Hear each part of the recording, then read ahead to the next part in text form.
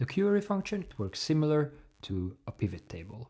There are 6 commands that will be extremely useful to anyone who use this function. Select, which allows you to pick the columns of interest. Where, which allows you to filter the data in the picked columns. Group by, which allows you to group the data together based on a common feature. Order by, which allows you to rank in alphabetical or numerical order. Limit, which allows you to only display the first n results, where n can be any integer. Label, which allows you to assign custom headings to any of your columns. It is important to note that once you have selected the data of interest, you will then need to use the commands in the order stated above for them to work. In addition, we can also use normal functions like counts, sums, and averages to further manipulate the data.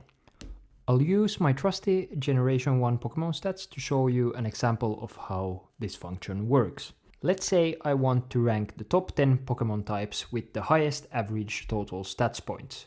For simplicity, I'll remove the other stats we're not interested in. I'll start by writing equals query and selecting the raw data I want to manipulate. Then I'll write select column C and average D, since we are interested in the Pokemon type and the average of the total stats of that type.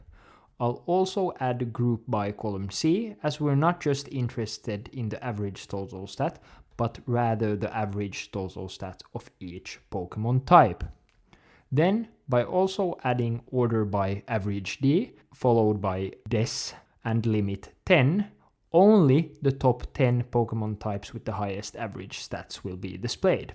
Finally, by writing label average D and in single quotation average, we can change the label of the average total column to just a nicer looking average. Oh, and remember that all the commands have to be inside one big double quotation. Thank you so much for watching, and if you found the video helpful, please leave it a like, as it will send it toward more people who can use this information. So in that way, you're helping both me and them with one simple click.